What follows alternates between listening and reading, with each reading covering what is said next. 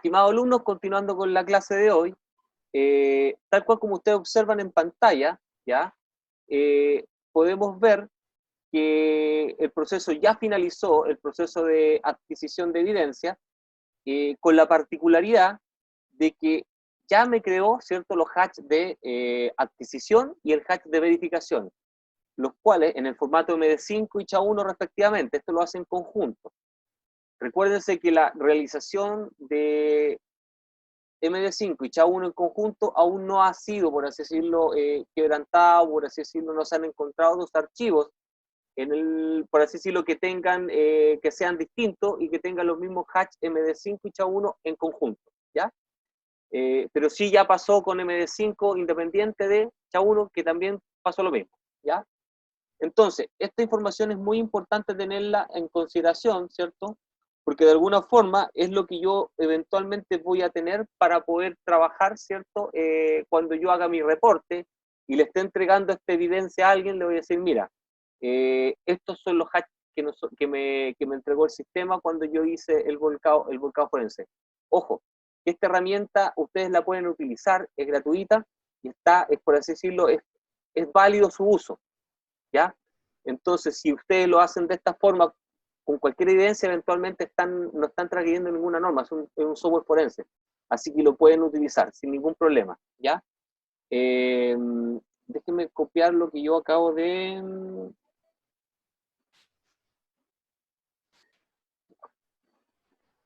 Listo. Ahora bien, yo voy a cerrar esto, ¿cierto? Voy a cerrar el programa, ¿ya? Voy a irme al Image Summary.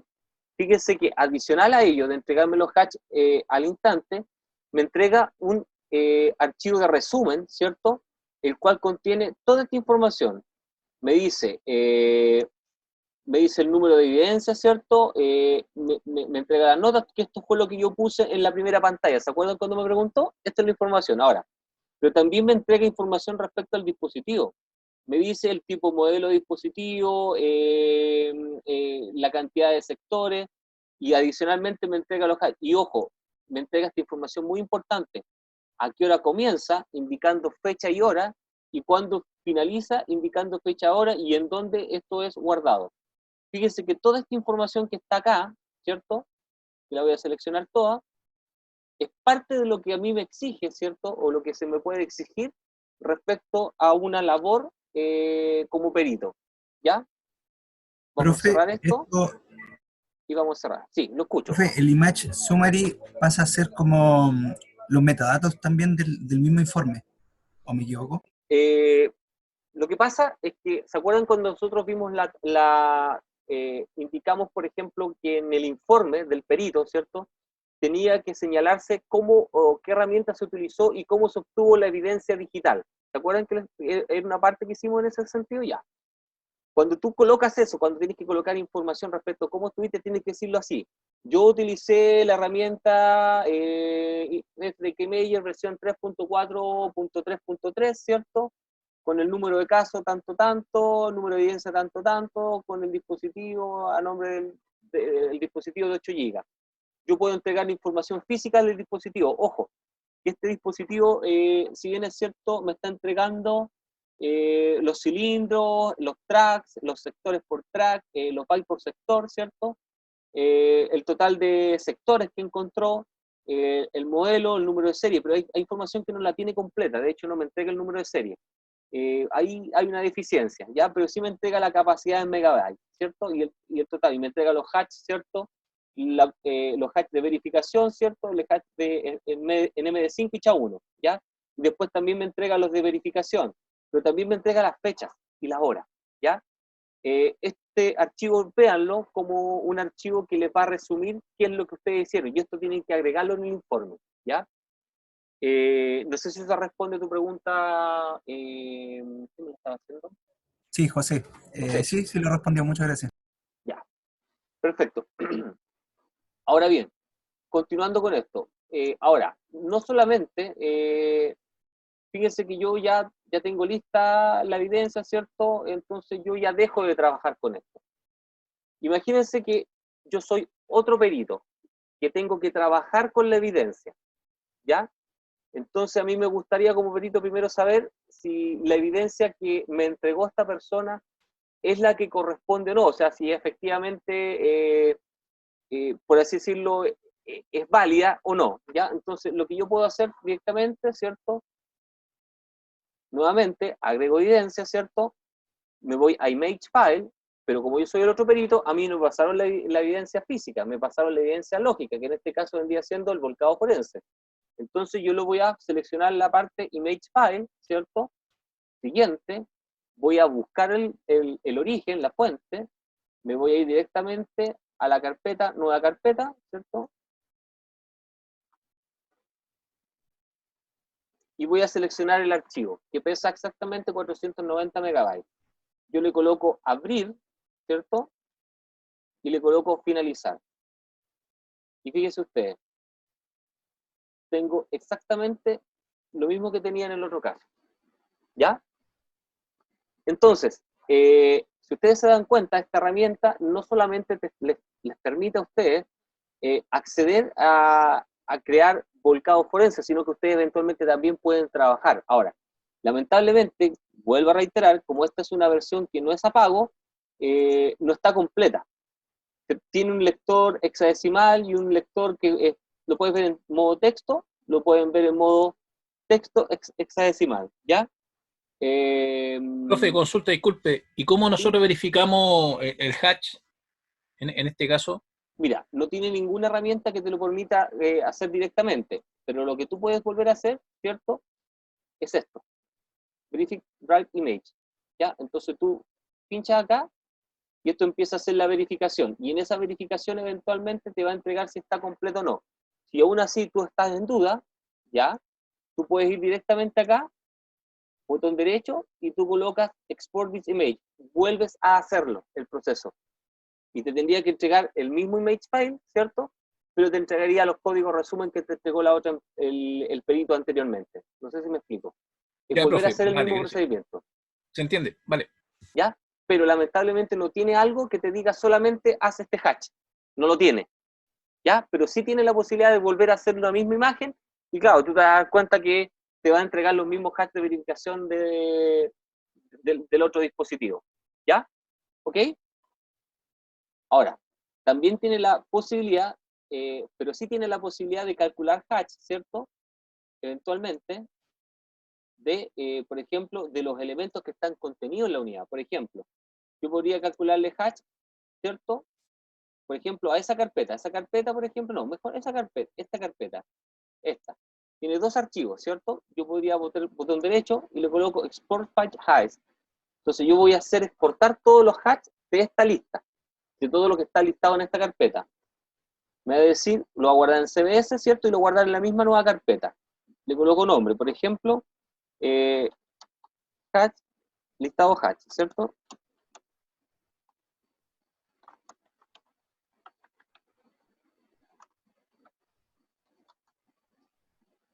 Guardar. Entonces yo ahora nuevamente me voy a la carpeta, ¿cierto? La carpeta datos, nueva carpeta,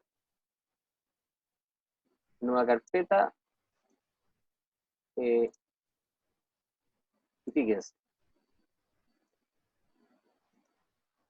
aquí me aparecen los hatch en formato MD5, SHA-1, ¿cierto? De los archivos que están contenidos. De hecho, me identificó un solo archivo, que es el que tiene nombre, déjeme, que es el archivo root, el que está bootmrg.f.mi, ¿ya? Me consiguió los hatch en formato MD5, SHA-1. ¿Ok? Entonces, no sé si les queda alguna duda respecto a este programa. ¿Alguna duda? No, profe. Ya. Ahora, la otra ventaja que tiene este programa es que yo eventualmente, esta misma imagen, ¿cierto? Este mismo archivo FTK, imagínense ustedes que lo quieren ver qué es lo que tiene. Por ejemplo, imagínense que quieren ver el funcionamiento. Yo acá no puedo, por ejemplo, cuando yo lo agrego acá, ¿cierto? Como image file, ¿cierto? Me voy acá, lo selecciono, lo abro, ¿cierto? Finalizo. Aquí es poco lo que puedo hacer. Por ejemplo, hay cosas que no puedo ejecutar, no puedo saber si funciona o no funciona, no lo sé, ¿ya? No lo sé en realidad, ¿ya? Entonces, lo que yo puedo hacer eventualmente es montar una imagen. ¿Sabes lo que es montar una imagen? ¿Alguien me podría explicar? O decirme qué entiende por montar una imagen. ¿Cómo la hizo? ¿Una ISO? Como una ISO. Por ejemplo, cuando ustedes hacen una imagen de un CD-ROM, DVD-ROM, de una unidad óptica, ¿cierto?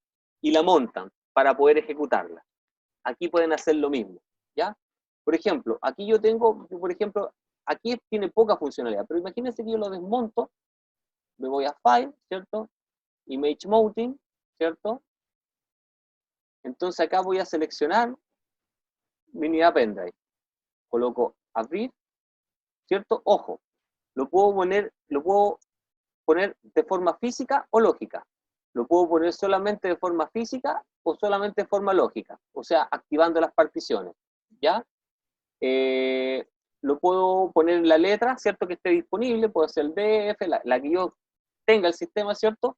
Y lo puedo poner en modo bloquear dispositivo, solamente lectura, bloquear dispositivo, solamente escritura, o lo puedo buscar como solamente como File System Read Only, ¿ya? Por lo general yo lo dejo siempre en Block Device Read Only.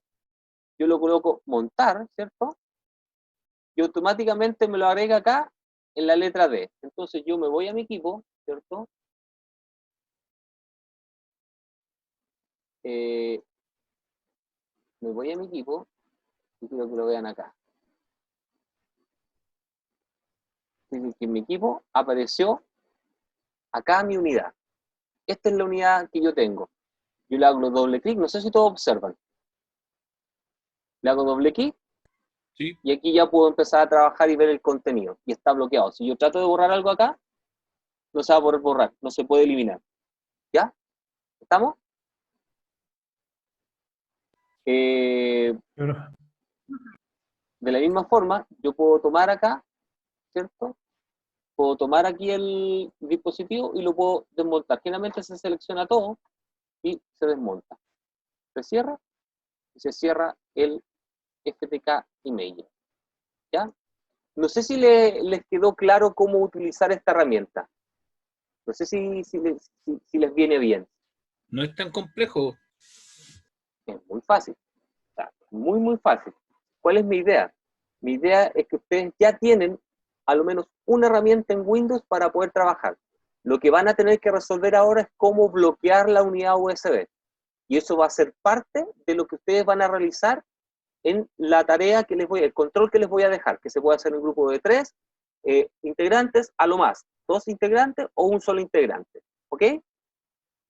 ¿Alguna duda, chicos, al respecto de todo esto? Profe, usted estaba comentando que dentro de la tarea que tenemos que hacer es bloquear la escritura del dispositivo que vamos a analizar, ¿cierto? Exacto, sí, Perfecto. exacto. Van a tener que buscar la mejor solución, ¿cierto? No la van a inventar. Bueno, el que puede inventar la que la invente, pero inventar la rueda no, o sea, no tiene mucho sentido. O sea, hay varias soluciones, entonces yo quiero que ustedes me traigan la mejor, a lo menos una, y que la presenten y la presenten bien, y van a tener que hacer algo al respecto para poder demostrar eso. ¿Estamos?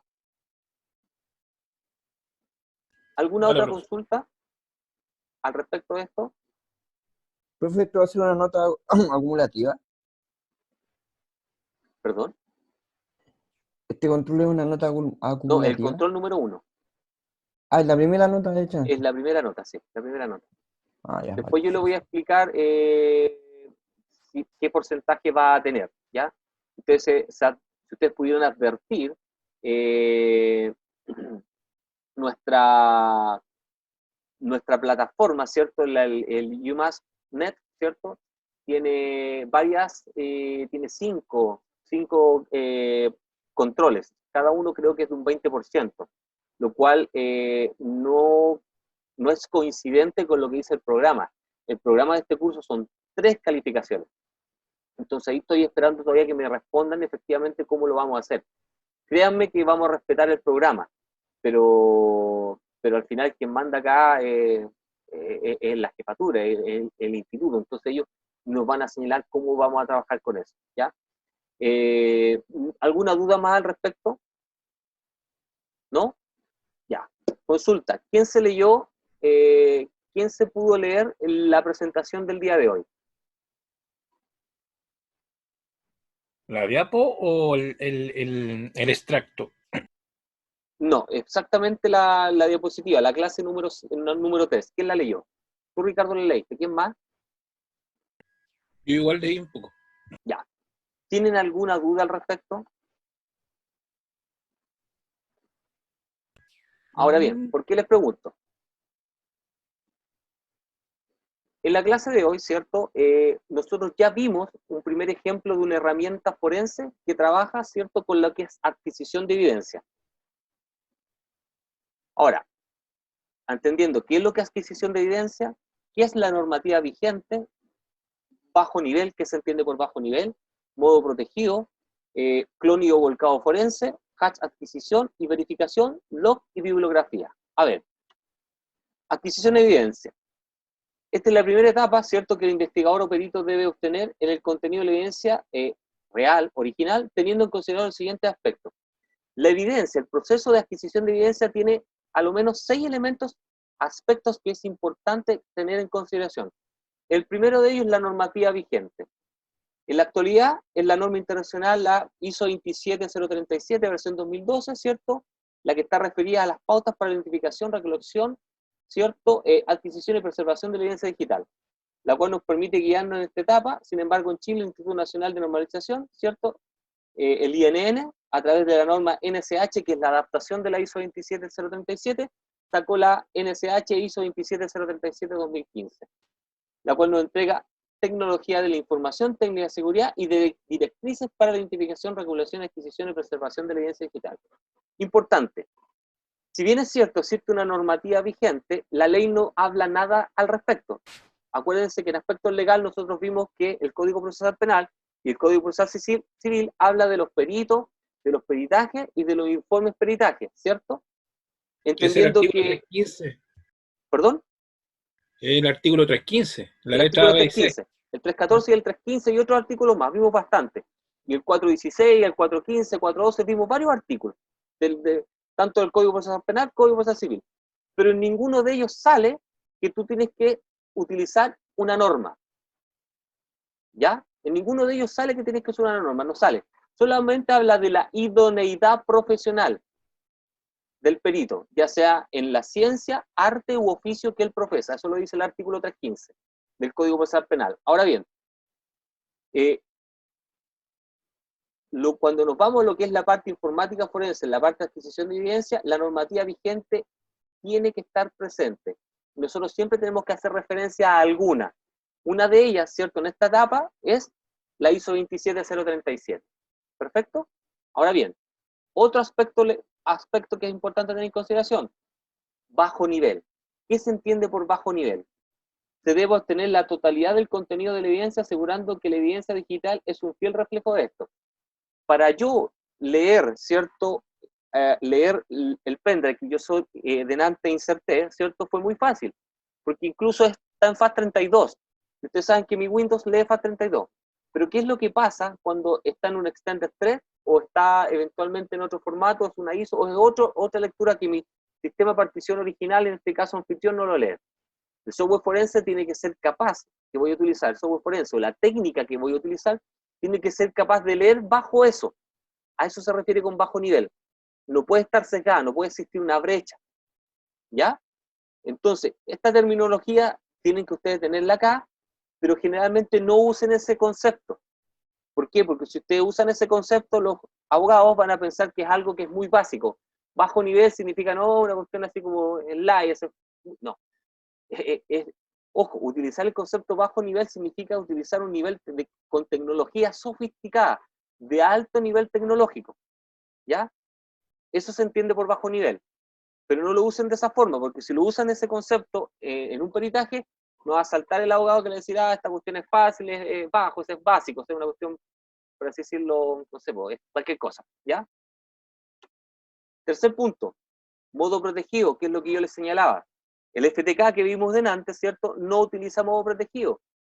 Esta versión no lo considera, ¿ya? Entonces, la adquisición de la evidencia digital debe asegurar que la evidencia original no sufrirá ningún tipo de alteración del contenido de esta. Es así como se deben utilizar herramientas, software y hardware, ¿cierto? Y técnicas que se encuentren debidamente certificadas o aprobadas para tal efecto. Si bien es cierto, ustedes están utilizando una herramienta de software forense, ¿cierto? Que no considera el modo protegido, ustedes tienen que suplirlo con un hardware, eventualmente con el bloqueador, o eventualmente con un software que esté certificado para hacer bloqueo de datos USB. ¿Estamos? Cuarto punto, clon y volcado forense, y o volcado forense. Nunca se debe trabajar directamente sobre la evidencia original, nunca, jamás, a excepción de que no tengan otra opción o que el tribunal se los permita. Por ejemplo, cuando ustedes trabajan con un nombre de alguien, un caso en donde uno trabaja directamente con la evidencia original. Nómbreme un caso. ¿Quién puede? ¿Con la evidencia digital? ¿Sí? ¿Quién trabaja con la evidencia directamente? No, la evidencia física. ¿Quién trabaja con la evidencia física directamente? ¿Quién? ¿Quién podría hacerlo? ¿Ante qué caso? O sea, ¿Qué pasa pueden cuando... ser ¿Sí? ¿Marcelo? No, profe, dime nomás. Sí. Por ejemplo, cuando, por ejemplo, están trabajando con sangre, nosotros no trabajamos con sangre, pero alguien que trabaja con sangre, un bioquímico, ¿cierto? Un forense, medicina forense, trabaja directamente sobre la evidencia, ¿cierto? De hecho, el médico forense trabaja directamente sobre el muerto, no pide un clon de un muerto, oye, clon del muerto, no, ¿ya? Esto se da mucho en la informática forense, este concepto. Ahora bien, eventualmente también podría ser que un dispositivo que ustedes no conozcan, lo cual no se pueda clonar, o el cual no se pueda apagar, porque no, si al apagarlo ustedes no van a tener acceso al contenido, se trabaja directamente con la evidencia original. Muchas veces pasa eso cuando yo quiero capturar algo de la memoria RAM de un dispositivo, que no lo puedo apagar, porque es una memoria eventualmente que se llama memoria volátil. Yo apago eventualmente eso y no queda remanente. Eso es objetable, pero en teoría es una memoria volátil, ¿cierto? En teoría, ¿ya? Ahora bien, cuando yo digo, ¿cierto? Clon o volcado forense, yo voy a elegir uno. Elijo un clon forense o elijo un volcado forense. Y va a depender de las ventajas que me da un clon y las ventajas que me da un volcado. Ambos se utilizan, pero se utilizan indistintamente por diversas razones, ¿ya?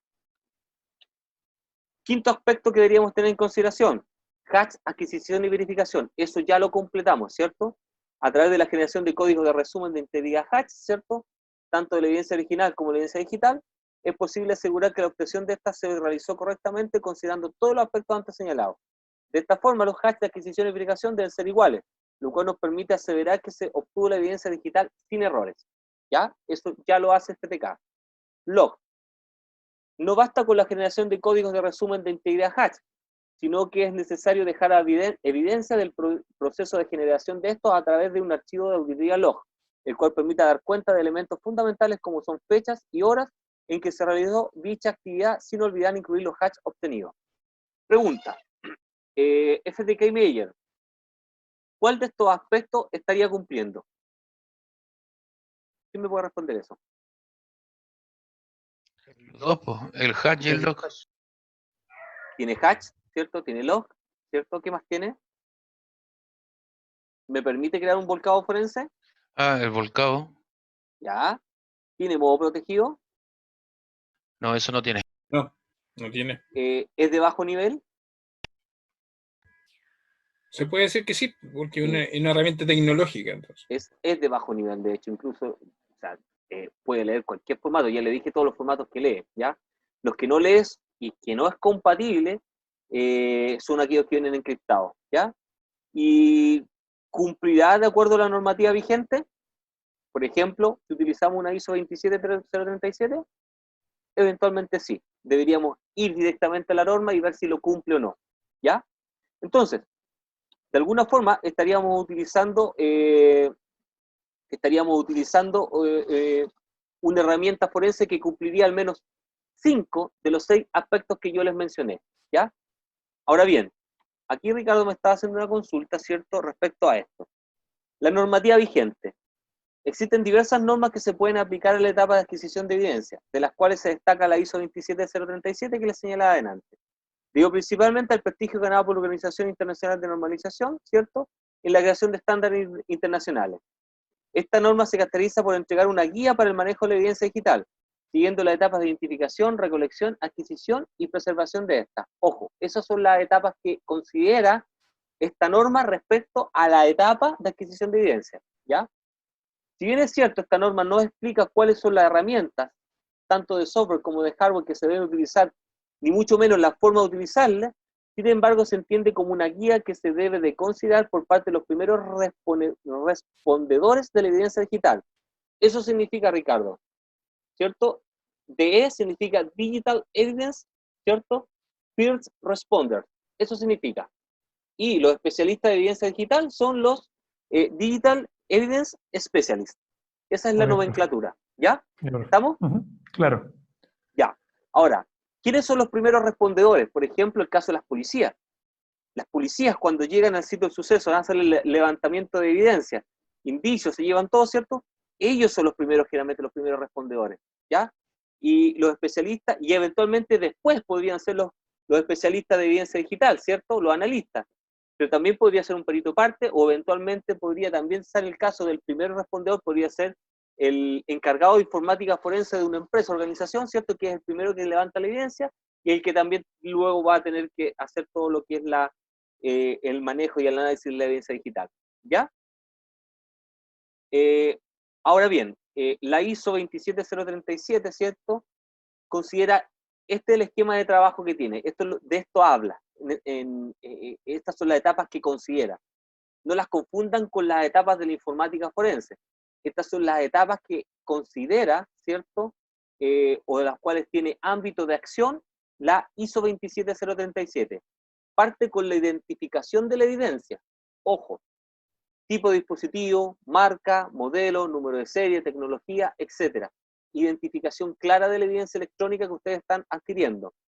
De eso va a determinar si hace la colección o hace la adquisición, ¿ya? ¿Qué se entiende por colección? ¿Qué entienden ustedes por colección de algo? ¿Qué entienden? Juntar evidencia en este caso. Es cuando yo la colecto, la junto. Por ejemplo, aquí están todas mis unidades de almacenamiento, aquí están mis dispositivos de smartphone, aquí están mis NAS, ¿cierto? Aquí están mis storage, aquí están mis computadores, etc. Yo podría hacer esa clasificación, colección, e incluso más, podría tener evidencia directamente, por ejemplo, archivos. También podrías recoleccionar archivos, sin necesariamente hacer la adquisición. Denota que la adquisición es cuando tú tienes que crear la evidencia digital. La colección es cuando tú ya tienes la evidencia digital. Así se debe entender, ¿ya? Y la última etapa que conlleva es la preservación de esta.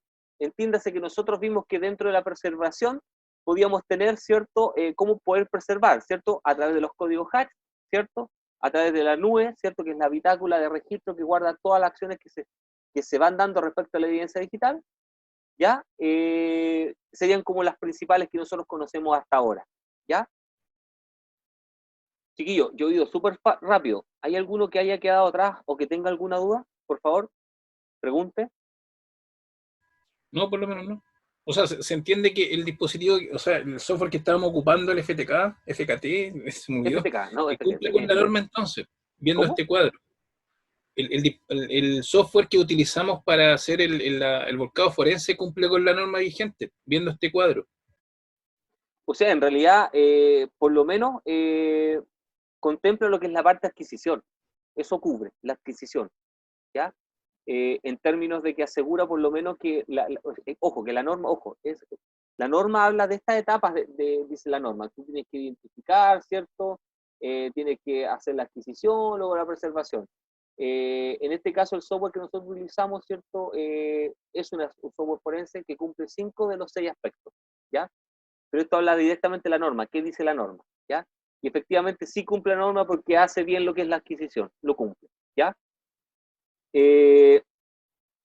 Ahora bien, aquí les voy a dejar esta tarea, ¿cierto? Que es leer bien lo que significa bajo nivel, ¿ya? Leer bien lo que significa modo protegido, leer bien qué se entiende por volcado clónico o volcado forense, leer bien lo que significa hash de adquisición y verificación, se entiende cuáles son las ventajas, desventajas, qué se entiende por log, ¿ya? Y nuevamente yo les voy a dejar la bibliografía que ya aparte se las dejé en el portal, ¿ya? No sé si les queda alguna duda respecto a esta clase.